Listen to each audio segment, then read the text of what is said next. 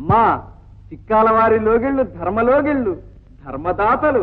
కౌసల్య సుప్రజా రామ పూర్వా సంధ్యా ప్రవర్తతే ఉత్తిష్ట నరకార్ధూల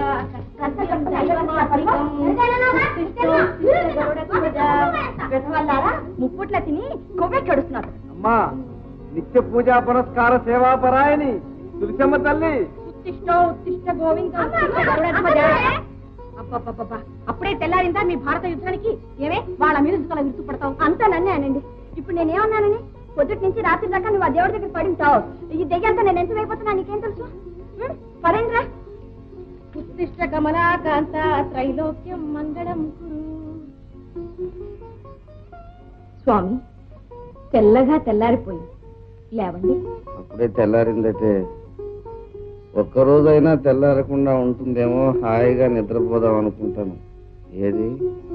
అబ్బా మేలుకొలుపు మీకు కాదండి, నా స్వామికి. తులసి, కౌసల్య సుప్రజా రామ. తులసి, ఇందులో ఆటి నాసు కళావరు రెండు కనపడటం లేదు. నువ్వేమన్నా చూసావా? నిద్రలేస్తూనే ఆ విధంగా పేకాట కూడావేనా? తప్పు తప్పు, అలాంటి మాటలు అనకే. ఆట కలవదు.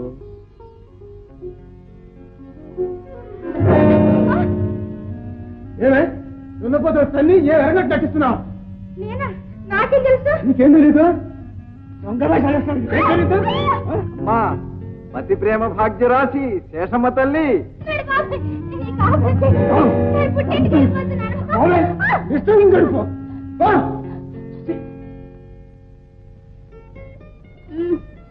సుమతి, సుమా తెల్లారిపోయిందిలే.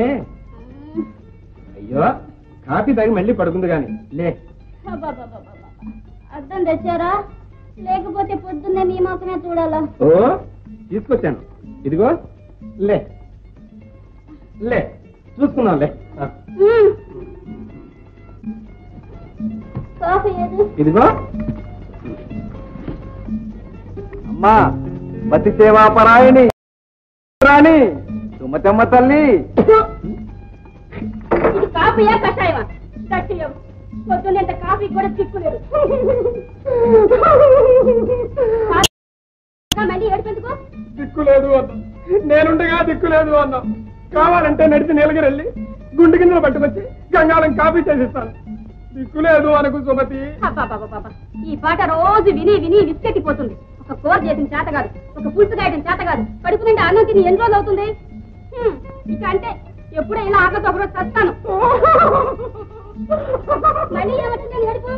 చచ్చిపోతాను అన్నా, నేనుండగా చచ్చిపోతాను అన్నా. సావను సారీ, మీరే చంపండి. నాకు టైం అయింది, మహిళా మండలికి వెళ్ళాలి.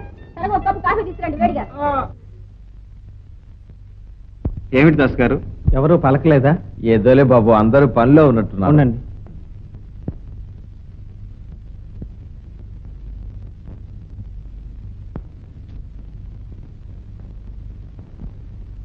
కృష్ణార్పణం.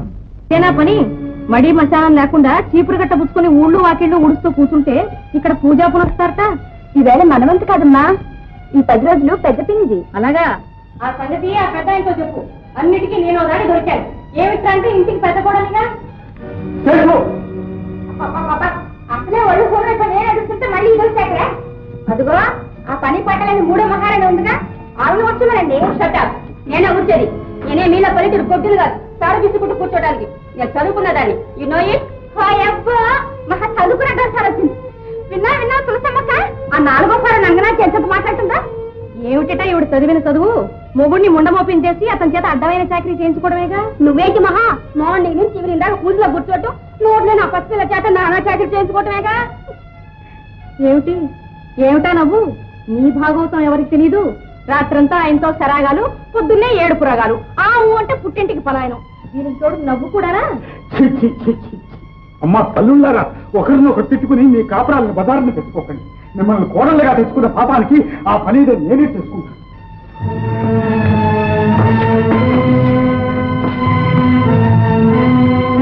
నాన్న, ఏమిటి నాన్న ఇది? నా కర్మరా నాన్న.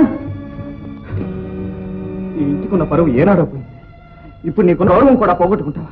రానన్న, పండుగ రోజు ఇల్లు వాకెళ్ళు ఇలా ఉంటే ఆ శ్రీ మహాలక్ష్మి ఇంట్లో ఉండదురా.